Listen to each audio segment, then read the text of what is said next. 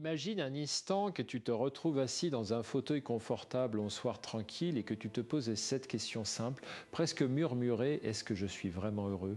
Pas heureux comme dans les films, pas heureux de façon spectaculaire, mais heureux dans le sens profond du terme, apaisé, en paix avec ce que tu es et avec ce que ta vie est devenue. Est-ce que cette question te touche? Est-ce qu'elle résonne quelque part en toi? Si tu as passé la soixantaine ou si tu t'en approches, je crois que cette question mérite d'être posée sérieusement. Pas pour te faire peur, pas pour te culpabiliser, mais parce que cette période de la vie est une période charnière, une période où certaines habitudes que nous avons accumulées au fil des années peuvent devenir de véritables obstacles à notre bonheur. Des habitudes que nous n'avons même pas choisies consciemment. Des habitudes qui se sont installées doucement, presque naturellement, comme de la poussière sur un meuble qu'on ne regarde plus vraiment. Je suis Christophe André, psychiatre, auteur, et depuis de nombreuses années, quelqu'un qui essaie de comprendre ce qui nous rend heureux ou malheureux, non pas dans les grandes théories abstraites, mais dans le quotidien concret de nos vies. Et aujourd'hui, je voudrais te parler de 5 habitudes très précises. 5 habitudes qui, après 60 ans, peuvent véritablement ruiner ton bonheur sans que tu t'en rendes compte. Pas parce que tu es faible, pas parce que tu as mal vécu, mais parce que ces habitudes sont humaines, universelles et souvent invisibles à nos propres yeux. Ce que je vais te partager aujourd'hui, c'est le fruit de nombreuses années de pratiques cliniques, de lectures, de réflexions personnelles et surtout d'écoute. J'ai écouté des centaines de personnes qui, à 60 ans, à 65 ans, à 70 ans, se retrouvaient face à une forme de tristesse qu'elles n'arrivaient pas tout à fait à nommer. Une tristesse qui n'était pas une dépression au sens médical du terme, mais une sorte d'éloignement d'elles-mêmes, comme si la vie continuait, mais qu'elles n'étaient plus tout à fait dedans. Et très souvent, quand on prenait le temps de regarder ensemble ce qui se passait vraiment, on découvrait que ce n'était pas la vie qui avait changé en mal. C'était certaines habitudes mentales et comportementales qui s'étaient solidifiées avec le temps et qui bloquaient l'accès à quelque chose de plus léger, de plus vivant, de plus joyeux. Alors je t'invite à rester avec moi pendant cette heure. Prendre une position confortable. Laisse ton esprit être disponible. Et aborde ce que je vais te dire non pas comme une liste de reproches, mais comme une invitation douce à te regarder avec un peu plus de clarté et de bienveillance. Parce que le bonheur après 60 ans, c'est possible. C'est même souvent plus accessible qu'on ne le croit, mais il faut parfois enlever quelques pierres du chemin pour pouvoir y marcher librement. Commençons par la première habitude, celle qui est peut-être la plus répandue et en même temps la plus difficile à voir en soi. Je l'appelle l'habitude de vivre dans le rétroviseur. Tu sais, le cerveau humain a une tendance naturelle à se souvenir, à revisiter le passé. C'est une fonction essentielle de notre mémoire. Elle nous permet d'apprendre, de nous construire, de savoir qui nous sommes. Mais il y a une différence fondamentale entre ces souvenirs et se perdre dans le passé, être honoré ce qu'on a vécu et s'y enfermer comme dans une prison dorée. Après 60 ans, cette tentation devient particulièrement forte et je comprends pourquoi. La vie derrière soi est souvent riche, dense, chargée de sens. Les enfants qu'on a élevés, les amours qu'on a vécus, les carrières qu'on a construites, les amis qu'on a eus, tout cela forme un paysage intérieur magnifique et il est naturel de vouloir s'y promener. Mais quand cette promenade dans le passé devient une fuite du présent, quelque chose se dérègle et c'est là que l'habitude devient dangereuse. J'ai connu une femme, appelons-la Marguerite, qui avait 63 ans quand elle est venue me consulter. Elle était intelligente, cultivée, entourée de gens qui l'aimaient. Et pourtant, elle se sentait profondément malheureuse. Quand je lui ai demandé de me décrire une journée typique dans sa tête, elle m'a dit quelque chose qui m'a frappé. Elle m'a dit: je passe mes journées à comparer. Je compare ce que j'ai maintenant avec ce que j'avais avant. Mon énergie d'avant avec mon énergie d'aujourd'hui, mon corps d'avant avec mon corps d'aujourd'hui, mes projets d'avant avec mes projets d'aujourd'hui. Et dans cette comparaison, le présent perd toujours. C'est exactement ça l'habitude de vivre dans le rétroviseur. Ce n'est pas simplement se souvenir avec nostalgie, c'est utiliser le passé comme un étalon contre lequel le présent ne peut jamais être à la hauteur. C'est comme si tu conduisais ta voiture en regardant constamment dans le rétroviseur. Tu vas inévitablement rater ce qu'il y a devant toi et peut-être même avoir un accident. La psychologie nous enseigne que la nostalgie en dose raisonnable peut être bénéfique. Elle nous reconnecte à notre identité, elle nous rappelle ce qui compte pour nous, elle peut même nous donner de l'énergie pour le présent. Mais quand la nostalgie devient chronique, quand elle s'accompagne de la conviction que le meilleur est derrière nous, elle se transforme en quelque chose de bien plus lourd à porter. Et ce qui est intéressant, c'est que cette habitude révèle quelque chose de profond sur notre rapport au temps.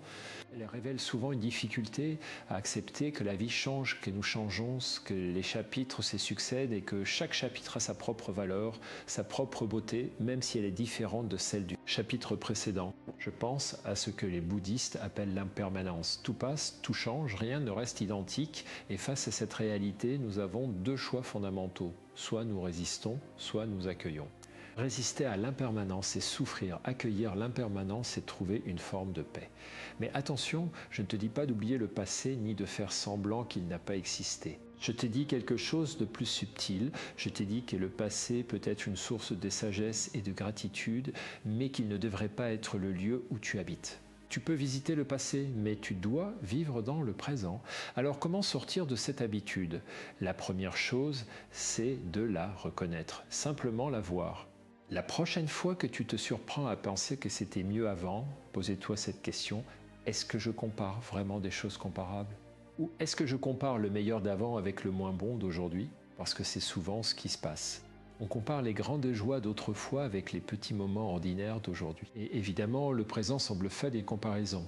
La deuxième chose, c'est de chercher activement ce que le présent a à offrir que le passé n'avait pas. Parce qu'il y a toujours quelque chose. La liberté, peut-être, que tu n'avais pas quand tu élevais des enfants ou que tu travaillais à plein temps. La sagesse que tu as accumulée et qui te permet de voir les choses avec plus de recul. La capacité à apprécier les petites choses qui vient souvent avec l'âge. Ces dons du présent méritent d'être reconnus, célébrés même. Et la troisième chose, c'est de cultiver ce que j'appelle la présence attentive. Pas dans un sens mystique ou compliqué, mais simplement dans le sens d'être là, vraiment là, dans ce que tu fais. Quand tu bois ton café le matin, goûter ce café. Quand tu marches dans la rue, sentir l'air sur ton visage. Quand tu parles avec quelqu'un que tu aimes, être vraiment dans cette conversation plutôt que dans tes pensées. Ces petits gestes de présence pratiqués régulièrement ont le pouvoir de transformer peu à peu notre rapport au temps. Ils nous apprennent à habiter le présent plutôt que de le traverser en regardant ailleurs. Marguerite, dont je te parlais tout à l'heure, a fait un travail remarquable sur cette habitude. Elle a commencé par tenir un petit journal, pas un journal de ses souvenirs, mais un journal de son présent. Chaque soir, elle notait 3 choses qui avaient eu de la valeur dans sa journée. Pas de grandes choses nécessairement. Un coucher de soleil par la fenêtre, une conversation téléphonique avec sa fille, le plaisir d'un livre qu'elle lisait. Et petit à petit, le présent a commencé à exister pour elle, à avoir du poids, de la couleur, de la texture.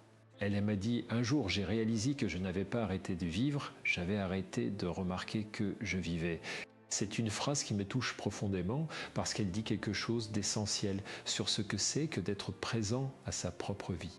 Si ce contenu t'aide, si tu te reconnais dans ce que je décris, je t'invite à laisser un like et à t'abonner pour continuer à apprendre ensemble. Ça m'aide à continuer ce travail et ça nous permet de former une communauté de personnes qui cherchent à vivre plus consciemment et plus sereinement. Passons maintenant à la deuxième habitude. Celle-ci est plus silencieuse encore que la première, mais elle est tout aussi dévastatrice pour le bonheur. Je l'appelle l'habitude de se rétrécir. Après 60 ans, quelque chose de paradoxal peut se produire. On a plus de temps qu'avant, souvent plus de liberté, moins de contraintes professionnelles ou familiales. Et pourtant, au lieu d'élargir sa vie, on la rétrécit. On réduit son cercle social. On abandonne des activités qu'on aimait, on dit non à des invitations. On s'installe dans des routines de plus en plus étroites. Et on appelle ça du repos, ou de la sagesse, ou simplement de l'âge. Mais ce rétrécissement progressif a un coût énorme sur notre bonheur et même sur notre santé. Les recherches en psychologie et en neurosciences sont très claires là-dessus. La stimulation sociale, intellectuelle et physique est absolument essentielle au bien-être humain à tout âge et peut-être encore plus après 60 ans. Je pense à un homme, appelons-le Robert, qui avait pris sa retraite à 62 ans après une longue carrière dans l'enseignement. Il avait attendu cette retraite avec impatience. Il s'était dit qu'il allait enfin avoir le temps de lire, de voyager, de se reposer, et les premiers mois avaient été agréables. Mais peu à peu, quelque chose s'était passé, il avait commencé à sortir de moins en moins. Il avait arrêté de voir certains amis parce que c'était compliqué, parce qu'il fallait s'organiser, parce qu'il n'en avait pas vraiment envie. Il avait abandonné le tennis qu'il pratiquait depuis des années parce qu'il avait eu un petit problème au genou et qu'il n'avait jamais vraiment repris. Il passait de plus en plus de temps devant la télévision. Et il se retrouvait avec une sensation étrange, une sorte de vide malgré le temps libre, une fatigue malgré le repos. Quand il est venu me voir, il m'a dit « Je ne comprends pas, j'ai tout ce que je voulais et je ne suis pas heureux ». Et je lui ai posé une question simple. « Qu'est-ce que vous faites qui vous donne l'impression d'être vivant ?» Il y a eu un long silence. Et puis il a dit « Je ne sais plus ». C'est là que j'ai compris que Robert souffrait de ce rétrécissement progressif dont je te parle. Il avait, sans s'en rendre compte, réduit sa vie à une série d'activités passives, de consommation plutôt que de création, de réception plutôt que d'engagement. Et cette vie rétrécie le rendait malheureux sans qu'il comprenne vraiment pourquoi l'être humain a besoin de se sentir vivant. Et se sentir vivant, ça passe par l'engagement, par le défi, par la connexion avec les autres, par la création, par le mouvement, au sens propre comme au sens figuré. Quand on enlevait tout ça, même progressivement, même avec les meilleures intentions du monde, on crée un terreau fertile pour la mélancolie, pour l'ennui profond et parfois même pour la dépression. Et ce qui est particulièrement insidieux avec cette habitude, c'est qu'elle se justifie toujours très bien. On se dit « je suis fatigué », on se dit « à mon âge c'est normal », on se dit « je mérite de me reposer ». Toutes ces pensées sont compréhensibles, mais elles peuvent devenir des excuses qui nous éloignent de ce dont nous avons besoin. Maintenant, attention, je ne te dis pas de te lancer dans un programme d'activité frénétique, de remplir chaque heure de ta journée, de courir après une productivité qui n'a plus de sens à ce stade de la vie. Ce n'est pas ça. Ce que je te dis, c'est quelque chose de plus nuancé. Je te dis de rester engagé dans la vie, de maintenir des connexions qui ont du sens, de continuer à apprendre, à créer, à contribuer, à te mouvoir. Pas par obligation, mais par amour de toi-même et de la vie. Il y a une belle distinction que j'aime faire entre le repos actif et la passivité. Le repos actif, c'est se ressourcer, vraiment se retrouver, se régénérer. C'est une promenade dans la nature, c'est une conversation profonde avec un ami, c'est la lecture d'un livre qui te nourrit, c'est la méditation, c'est le jardinage. La passivité, c'est différent, c'est s'anesthésier. C'est laisser la vie passer devant soi sans y participer vraiment. Et après 60 ans, la tentation de la passivité est forte, parce qu'on est souvent fatigué d'avoir beaucoup donné, beaucoup travaillé, beaucoup porté. Cette fatigue est réelle et mérite d'être respectée, mais elle ne devrait pas devenir un mode de vie permanent. Robert a fait quelque chose de courageux. Il a recommencé à jouer au tennis, d'abord doucement avec une kinésithérapeute pour son genou. Il a repris contact avec 2 amis qu'il n'avait pas vus depuis des mois. Et il s'est inscrit à un atelier d'écriture, quelque chose qu'il avait toujours voulu faire mais qu'il n'avait jamais eu le temps de faire. Et il m'a dit quelques mois plus tard, je me sens à nouveau comme quelqu'un. Pas comme quelqu'un qui attend. Cette phrase, je me sens comme quelqu'un, elle dit tout. Elle dit que l'identité, le sentiment d'exister, passe en grande partie par ce qu'on fait, par les relations qu'on entretient, par les projets qu'on a. Et quand tout ça disparaît, on peut perdre le fil de soi-même. Alors la question que je t'invite à te poser, c'est celle-ci. Est-ce que ma vie s'est rétrécie ces dernières années ? Et si oui, qu'est-ce que je pourrais faire, une petite chose concrète pour commencer à l'élargir à nouveau ? Passons à la 3e habitude. Celle-ci touche à quelque chose de très profond dans la psychologie humaine et elle est particulièrement présente chez les personnes qui ont beaucoup donné aux autres au cours de leur vie. J'appelle l'habitude de négliger ses propres besoins. Beaucoup de personnes qui ont dépassé la soixantaine ont passé des décennies à s'occuper des autres. Leurs parents vieillissants, leurs collègues, leurs partenaires, ils ont appris à mettre leurs propres besoins de côté, à les minimiser, parfois même à les nier. Et ce comportement qui peut sembler noble et généreux finit par créer une forme de dette envers soi-même qui devient très lourde à porter. Et voilà ce qui est paradoxal. Quand enfin les enfants sont grands, quand les parents sont décédés, quand la carrière est terminée, quand il n'y a plus d'excuses pour ne pas s'occuper de soi, beaucoup de gens ne savent plus comment faire. Ils ont tellement bien appris à ignorer leurs propres besoins qu'ils ont perdu le contact avec eux. Ils ne savent plus ce qu'ils aiment vraiment. Ils ne savent plus ce qui les nourrit. Ils ne savent plus ce dont ils ont besoin pour être bien. J'ai rencontré une femme, appelons-la Hélène, 67 ans, qui avait élevé 4 enfants, s'était occupée de sa mère malade pendant 10 ans et avait travaillé à temps partiel pour arrondir les fins de mois. Elle était épuisée, bien sûr, mais quand ses obligations s'étaient allégées, au lieu de ressentir du soulagement, elle avait ressenti une sorte de vide anxieux. Elle ne savait pas quoi faire d'elle-même. Elle ne savait pas ce qu'elle voulait et elle se sentait coupable même d'essayer de le découvrir. Cette culpabilité de s'occuper de soi, c'est quelque chose que je rencontre très souvent, surtout chez les femmes de cette génération, mais pas uniquement. C'est comme si prendre soin de soi était un luxe qu'on ne méritait pas, ou pire, un acte égoïste. Alors que c'est exactement le contraire. Prendre soin de soi, c'est la condition pour pouvoir prendre soin des autres de façon durable et authentique. C'est ce qu'on nous dit dans les avions, mettez votre masque à oxygène avant d'aider les autres. Mais au-delà de l'aspect fonctionnel, prendre soin de soi est aussi un acte d'amour envers soi-même.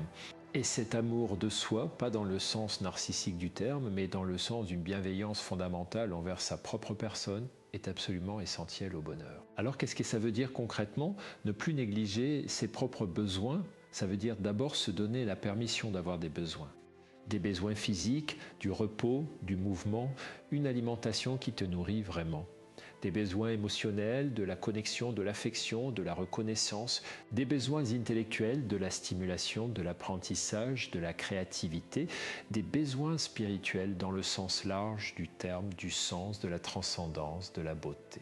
Et ça veut dire aussi apprendre à dire non, pas de façon agressive ou égoïste, mais de façon claire et bienveillante. Dire non à ce qui te vide, dire oui à ce qui te nourrit. C'est un apprentissage, parfois difficile, surtout quand on a passé des décennies à faire l'inverse. Mais c'est un apprentissage qui en vaut vraiment la peine.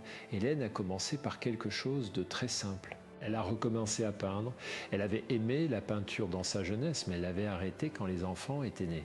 Elle s'est inscrite à un cours de peinture aquarelle et les premiers cours, elle m'a dit qu'elle se sentait coupable comme si elle volait du temps à quelqu'un. Mais peu à peu, cette culpabilité s'est dissipée. Et elle a découvert quelque chose d'extraordinaire. Elle a découvert qu'elle existait encore pour elle-même, pas seulement pour les autres. Si ce contenu résonne en toi, si tu reconnais dans ces mots quelque chose de ton expérience, je t'invite à laisser un like et à t'abonner. Ta présence ici compte et elle m'encourage à continuer à partager ces réflexions avec toi. Maintenant, je voudrais te parler de la 4e habitude. Celle-ci est peut-être la plus douloureuse à regarder en face parce qu'elle touche à notre rapport aux autres et à la façon dont nous nous connectons ou dont nous ne nous connectons plus. Je l'appelle l'habitude de la fermeture relationnelle. Après 60 ans, quelque chose peut se produire dans notre façon d'être avec les autres. On commence à se protéger davantage. On prend moins de risques émotionnels, on évite les conflits, parfois au point de ne plus rien dire de vrai. On s'entoure de moins de personnes et avec celles qui restent, on reste souvent en surface. On parle de la météo, de la santé, des enfants, des petits-enfants. Mais on ne parle plus vraiment de ce qu'on ressent, de ce qu'on pense, de ce qui nous fait peur, de ce qui nous émerveille encore. Cette fermeture relationnelle a des causes compréhensibles.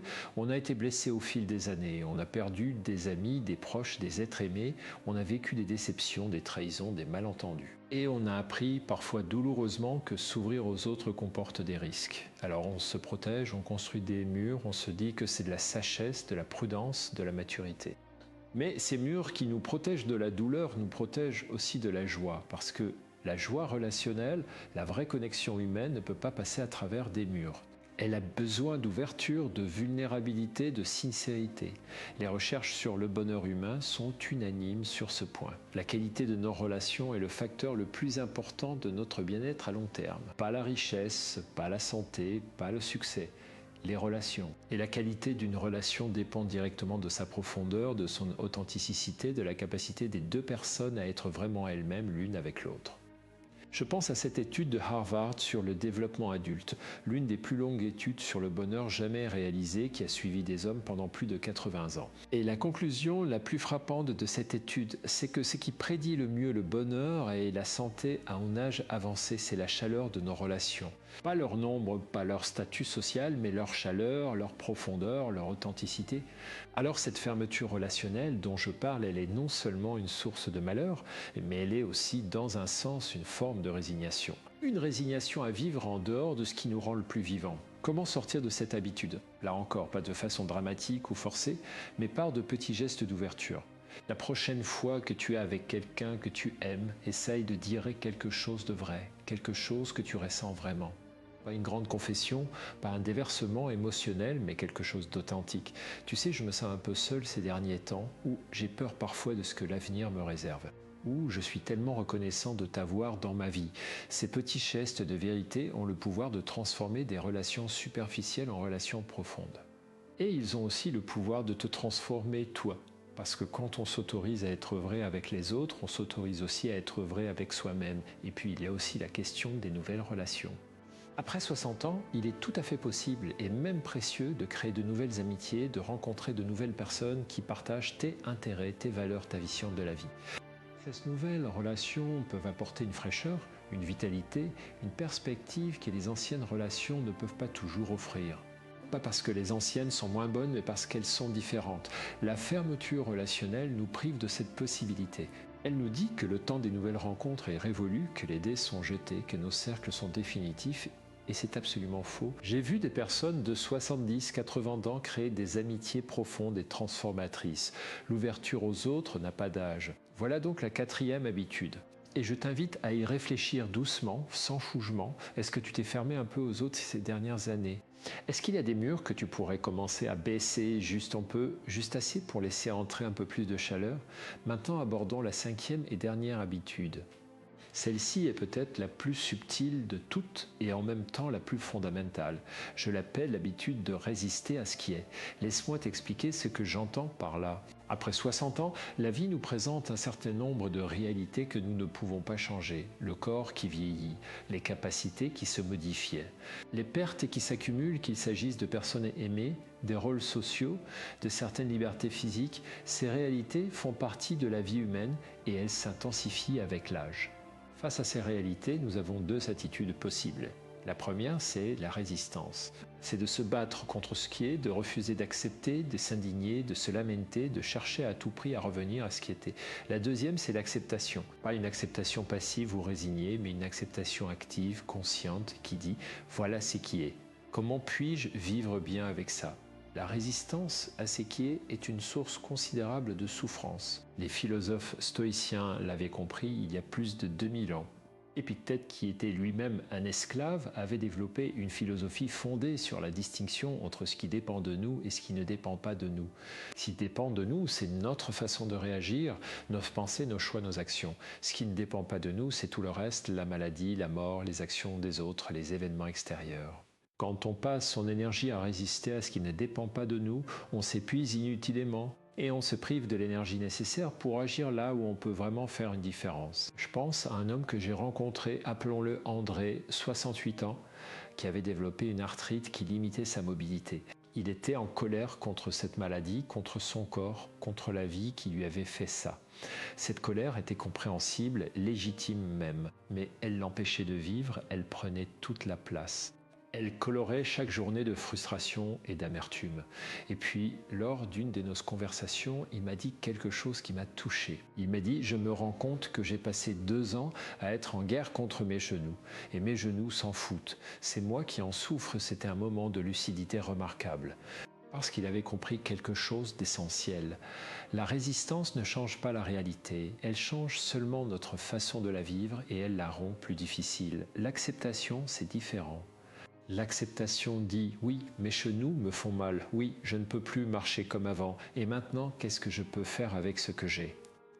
André a commencé à nager, une activité qu'il n'avait jamais pratiquée mais qui ne sollicitait pas ses genoux. Il a découvert qu'il adorait ça.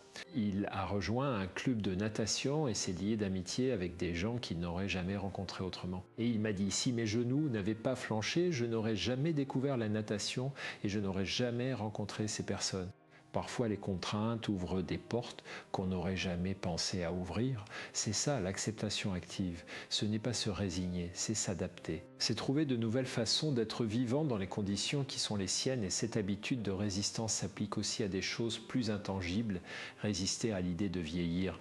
Résister à l'idée de ne plus être au centre, de ne plus être indispensable comme on l'était. Résister à l'idée que la vie a une fin et que cette fin se rapproche. Toutes ces résistances sont compréhensibles, humaines, universelles, mais elles ont un coût énorme sur notre qualité de vie. Il y a une phrase que j'aime beaucoup, attribuée à Carl Jung, qui dit que ce à quoi tu résistes persiste et ce à quoi tu t'ouvres se transforme. Je trouve cette idée profondément juste. Quand on arrête de résister à une réalité difficile et qu'on commence à la regarder en face, avec curiosité plutôt qu'avec peur, quelque chose se transforme. Pas nécessairement la réalité elle-même, mais notre rapport à elle. Et c'est souvent suffisant pour que la souffrance diminue et que l'espace pour le bonheur s'élargisse. Si tu as trouvé de la valeur dans ce que je partage aujourd'hui, je t'invite à laisser un like et à t'abonner. Cela m'aide à continuer à créer du contenu qui, je l'espère, peut faire une différence dans ta vie ou dans la vie de quelqu'un que tu aimes. Alors voilà, nous avons traversé ensemble ces 5 habitudes qui peuvent ruiner le bonheur après 60 ans. Vivons dans le rétroviseur plutôt que dans le présent. Se rétrécir progressivement plutôt que de rester engagé dans la vie, négliger ses propres besoins au profit de ceux des autres, se fermer relationnellement plutôt que de s'ouvrir à la vraie connexion. Et résister à ce qui est plutôt que de l'accueillir et de s'y adapter. 5 habitudes, 5 façons de se priver du bonheur qu'on mérite et qu'on peut avoir. Et maintenant, avant de conclure, je voudrais prendre un moment pour aller un peu plus loin, pour explorer ce que ces habitudes révèlent de nous, de notre psychologie profonde, de notre façon d'être dans le monde. Parce que ces 5 habitudes, elles ne sont pas des accidents. Elles ne surgissent pas de nulle part. Elles ont des racines, des causes, des histoires. Et comprendre ces racines, c'est se donner la possibilité de changer vraiment en profondeur, pas seulement en surface. La première chose que ces habitudes révèlent, c'est notre rapport à la peur. La peur est au cœur de chacune de ces habitudes. La peur du changement qui nous pousse à nous accrocher au passé, la peur de l'échec ou du ridicule qui nous pousse à nous rétrécir et à ne plus prendre de risques. La peur de ne pas valoir assez qui nous pousse à nous oublier nous-mêmes, la peur d'être blessé qui nous pousse à nous fermer aux autres. Et la peur de la mort, ou du moins de la perte de contrôle qui nous pousse à résister à ce qui est. La peur est une émotion fondamentale, nécessaire à la survie. Mais quand elle gouverne nos vies de façon excessive, quand elle devient le filtre à travers lequel nous voyons tout, elle nous prive de quelque chose d'essentiel. Elle nous prive de la liberté d'être pleinement vivant. Et après 60 ans, la peur peut devenir plus présente parce qu'on a plus à perdre, parce qu'on est plus conscient de la fragilité de la vie, parce qu'on a accumulé des blessures et des déceptions. Tout cela est compréhensible, mais il faut apprendre à vivre avec la peur, pas en la supprimant, ce qui est impossible, mais en ne la laissant pas décider à notre place. La deuxième chose que ces habitudes révèlent, c'est notre rapport à notre propre valeur. Beaucoup de personnes après 60 ans ont une question sous-jacente qui ne se formule pas toujours clairement, mais qui est là. Cette question, c'est est-ce que j'ai encore de la valeur? Est-ce que je compte encore? Est-ce que ma vie a encore du sens? Et ces 5 habitudes sont souvent des réponses inconscientes à cette question. Si je vis dans le passé, c'est parce que c'est là que j'ai eu de la valeur. Si je me rétrécis, c'est parce que je ne suis pas sûr de mériter de prendre de la place. Si je m'oublie, c'est parce que j'ai appris que ma valeur dépend de ce que je fais pour les autres. Si je me ferme aux autres, c'est parce que j'ai peur de ne plus être intéressant, aimable, désirable. Si je résiste à ce qui est, c'est parce que accepter le vieillissement, c'est accepter une forme de diminution que j'associe à une perte de valeur. Mais voilà ce que je veux te dire avec toute la conviction dont je suis capable. Ta valeur ne dépend pas de ta productivité, elle ne dépend pas de ton âge, elle ne dépend pas de ce que tu peux encore faire ou de ce que tu ne peux plus faire. Ta valeur est intrinsèque. Et elle est là simplement parce que tu existes et parce que tu es son être humain avec une histoire unique, une sensibilité unique, une façon unique d'être dans le monde. Et cette valeur, personne ne peut te l'enlever. Ni le temps, ni la maladie, ni la retraite, ni les cheveux blancs. Elle est là, permanente, fondamentale, inaliénable. Mais pour la ressentir, il faut apprendre à se regarder avec des yeux différents. Des yeux plus doux, plus bienveillants, plus patients. Des yeux qui voient non seulement ce qu'on a perdu, mais aussi ce qu'on a gagné. Et on gagne toujours quelque chose avec les années, de la sagesse, de la perspective, de la profondeur, de la capacité à apprécier les petites choses, de la liberté vis-à-vis des opinions des autres, de la clarté sur ce qui compte vraiment. Ces gains sont réels, ils méritent d'être reconnus et célébrés. La troisième chose que ces habitudes révèlent, c'est notre besoin de sens. L'être humain est un animal qui a besoin de sens. Pas seulement de plaisir, pas seulement de confort, mais de sens. De l'impression que sa vie compte, que ce qu'il fait a une importance, que son existence laisse une trace. Après 60 ans, les sources de sens que nous avions jusqu'alors, le travail, l'éducation des enfants, la construction d'une famille ou d'une carrière, ces sources peuvent s'épuiser ou se transformer. Et si on ne trouve pas de nouvelles sources de sens, on peut se retrouver dans ce vide existentiel dont je parlais tout à l'heure. Trouver du sens après 60 ans, c'est peut-être l'un des défis les plus importants de cette période de la vie. Et ce sens peut venir de sources très diverses. La transmission, partager ce qu'on sait, ce qu'on a appris avec des personnes plus jeunes. La création, continuer à créer, que ce soit de l'art, de la musique, de l'écriture, du jardinage, de la cuisine. La connexion, approfondir ses relations, être vraiment présent pour les personnes qu'on aime. La contemplation, prendre le temps de savourer la beauté du monde, de s'émerveiller, de se laisser toucher par les petites et les grandes choses de la vie. Et le service, contribuer à quelque chose qui dépasse soi-même, que ce soit à travers le bénévolat, l'engagement communautaire ou simplement en étant une présence bienveillante dans la vie des autres. Ces sources de sens sont inépuisables. Elles ne dépendent pas de l'âge, de la santé ou des ressources financières. Elles dépendent de notre disposition intérieure, de notre volonté de nous engager dans la vie avec tout ce que nous sommes. Je voudrais maintenant te parler de quelque chose qui me tient particulièrement à cœur et qui est au cœur de tout ce que j'essaye de transmettre depuis des années. C'est l'idée que le bonheur n'est pas un état qu'on atteint une fois pour toutes, comme une destination qu'on rejoint et où on s'installe définitivement. Le bonheur est plutôt un processus, une pratique, quelque chose qu'on cultive jour après jour avec patience et avec constance. Et cette idée est particulièrement importante après 60 ans. Parce qu'à cet âge, on pourrait être tenté de penser que le temps du bonheur est passé, que les grandes joies appartiennent à la jeunesse, que ce qui reste, c'est juste de gérer le mieux possible le déclin. Et c'est absolument faux. Les recherches en psychologie positive montrent quelque chose de fascinant. Il y a ce qu'on appelle la courbe en U du bonheur. Quand on mesure le bien-être des gens à différents âges de la vie, on observe une courbe qui descend de la jeunesse jusqu'à la cinquantaine environ et qui remonte ensuite.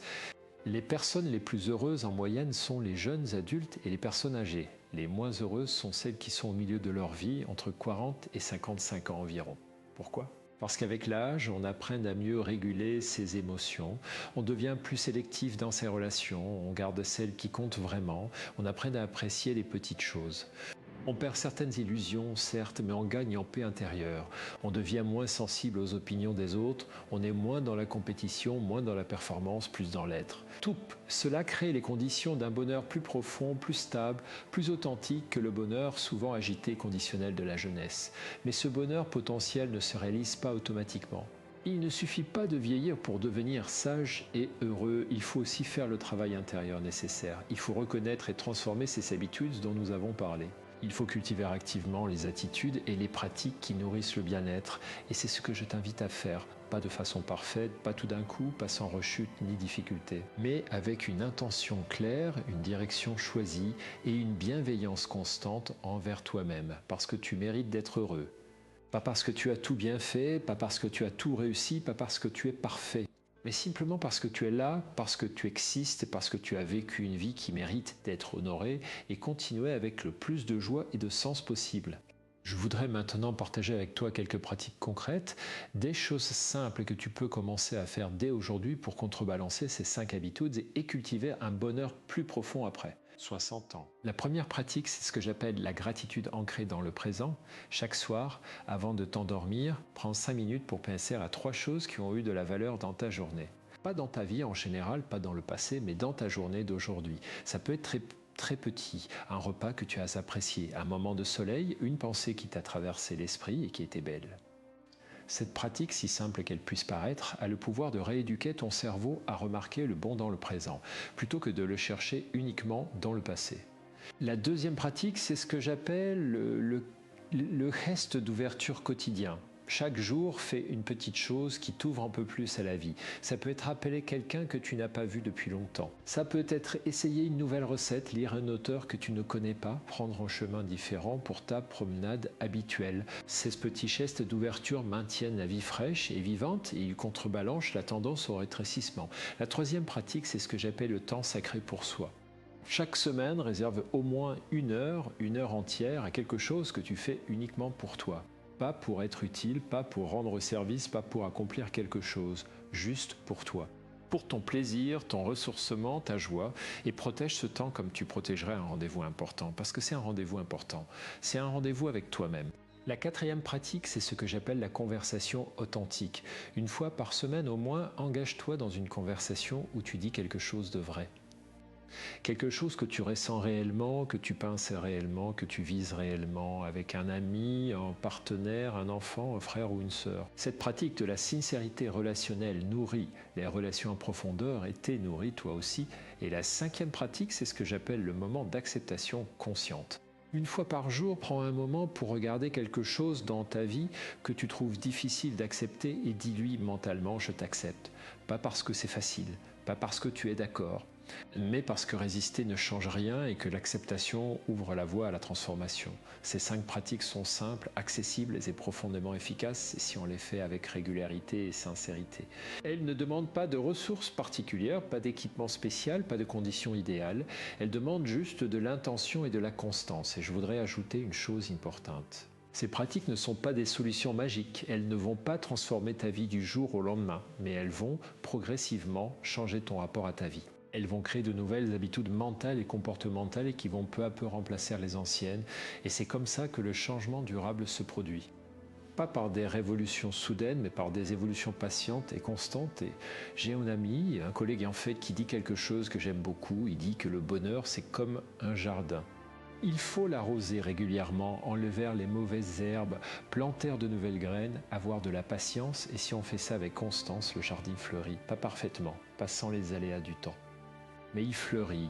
Je trouve cette métaphore juste et belle. Le bonheur est ton jardin que nous cultivons et il n'est jamais trop tard pour commencer à jardiner. Avant de conclure, je voudrais te dire un mot sur quelque chose qui me semble fondamental dans tout ce dont nous avons parlé aujourd'hui. C'est la question de la bienveillance envers soi-même.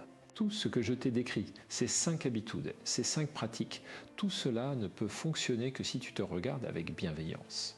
Pas avec indulgence aveugle, pas en niant tes responsabilités, mais avec cette douceur fondamentale que tu accorderais à un ami cher qui traverserait les mêmes difficultés que toi.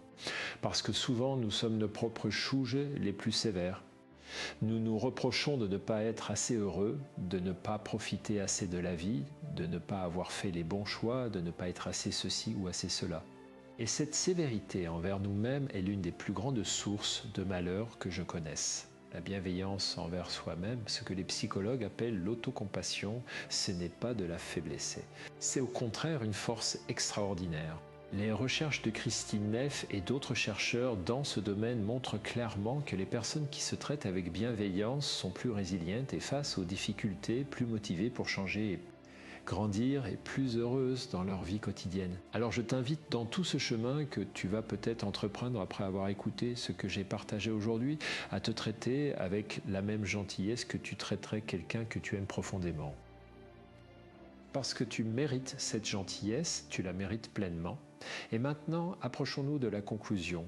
Mais avant, je veux te dire quelque chose de personnel. Ce qui me touche le plus dans mon travail, ce n'est pas les grandes théories, ni les recherches sophistiquées, ni même les livres que j'ai écrits. Ce qui me touche le plus, c'est quand quelqu'un me dit que quelque chose qu'il a entendu ou lu l'a aidé à voir sa vie différemment, à se traiter avec plus de douceur, à ouvrir une porte qu'il avait fermée, à retrouver un peu de joie qu'il pensait avoir perdue. Ces moments-là me rappellent pourquoi je fais ce travail, et ils me rappellent aussi quelque chose d'essentiel sur la nature humaine. Nous sommes des êtres capables de changer, de grandir, de nous transformer à n'importe quel âge. Cette capacité ne nous quitte jamais. Elle est là et nous attendons d'être activée. Alors si tu es arrivé jusqu'ici, si tu as écouté tout ce que j'ai partagé aujourd'hui, je veux que tu saches que je te respecte pour ça. Parce que prendre le temps de se regarder en face, de remettre en question ses habitudes, de se chercher à vivre mieux, c'est un acte de courage, un acte d'amour envers soi-même et envers les personnes qui t'entourent. Résumons ensemble ce que nous avons exploré aujourd'hui. La première habitude qui ruine le bonheur après 60 ans, c'est vivre dans le rétroviseur, se perdre dans le passé au lieu d'habiter le présent. La deuxième, c'est rétrécir, réduire progressivement sa vie au lieu de rester engagé et vivant. La troisième, c'est négliger ses propres besoins, s'oublier soi-même au profit des autres jusqu'à perdre le contact avec ce qui nous nourrit. La quatrième, c'est la fermeture relationnelle, se protéger des autres de façon excessive et se priver ainsi de la vraie connexion humaine. Et la cinquième, c'est résister à ce qui est, se battre contre les réalités de la vie plutôt que de les accueillir et de s'y adapter avec créativité. 5 habitudes, 5 façons de se priver du bonheur qui est possible. Et 5 portes à ouvrir doucement, patiemment, avec bienveillance. Ce que ces habitudes révèlent de toi, c'est simplement que tu es humain, que tu as peur, comme nous tous. Que tu as besoin de te sentir valable et aimé comme nous tous, que tu cherches du sens comme nous tous, ces habitudes ne sont pas des défauts de caractère. Ce sont des réponses humaines à des défis humains. Et elles peuvent être transformées. Je voudrais terminer avec une image qui me tient à cœur. Imagine un arbre en automne. Ses feuilles tombent, certaines branches se dénudent, la sève ralentit. On pourrait croire que l'arbre est en train de mourir, de se vider de sa substance, mais ce n'est pas ça qui se passe. L'arbre se prépare, il concentre son énergie vers ses racines. Il se ressource en profondeur pour pouvoir fleurir à nouveau au printemps. Je crois que la vie après 60 ans peut être comme cet automne de l'arbre. Pas un déclin, mais une transformation. Un temps de retour aux racines, aux essentiels, à ce qui compte vraiment. Un temps où la profondeur prend le dessus sur la surface, où la sagesse prend le dessus sur l'agitation, où l'être prend le dessus sur le faire. Et ce retour aux racines, s'il est fait avec conscience et avec bienveillance, peut mener à un printemps intérieur d'une richesse et d'une beauté que tu n'aurais peut-être pas imaginé. C'est ce que je te souhaite de tout cœur, un printemps intérieur, une vie pleine de sens, de connexion, de présence et de joie. Pas une joie parfaite, pas une joie sans nuages, mais une joie authentique, ancrée dans la réalité de qui tu es et de ce que tu as vécu. Tu as 60 ans ou plus, tu as derrière toi une vie entière d'expériences, de leçons, de joies et de peines. Et tu as devant toi encore du temps, de l'espace, de la possibilité. De l'espace et 5 habitudes à te priver de ce temps précieux. Choisis chaque jour de te tourner vers la vie avec ouverture, avec curiosité, avec bienveillance. Parce que le bonheur après 60 ans, c'est non seulement possible, et c'est souvent plus profond, plus vrai, plus durable que tout ce qu'on a connu avant. Et tu mérites de le vivre pleinement. Merci de m'avoir accompagné jusqu'ici. Si ce contenu t'a été utile, si quelque chose de ce que j'ai partagé aujourd'hui t'a touché, t'a fait réfléchir ou t'a donné envie de changer quelque chose dans ta vie, je t'invite à t'abonner et à le partager avec quelqu'un qui pourrait en avoir besoin. Un ami, un parent, un frère ou une sœur, quelqu'un qui traverse peut-être cette période de la vie et qui cherche lui aussi à trouver son chemin vers un bonheur plus profond. Et si tu as des pensées, des questions, des réflexions que ce contenu a suscité dans toi, je t'invite à les partager dans les commentaires. Parce que ce dialogue, cette communauté de personnes qui cherchent à vivre plus consciemment et plus sereinement, c'est quelque chose de précieux. Et ta voix y a toute sa place. On se retrouve dans le prochain épisode. Prends soin de toi, prends soin de ceux que tu aimes. Et n'oublie jamais que le bonheur n'est pas une destination lointaine. Il est là dans chaque moment présent, dans chaque geste d'ouverture, dans chaque instant de vraie connexion. Il t'attend juste de l'autre côté de ces habitudes, ce qui t'en éloigne. À très bientôt.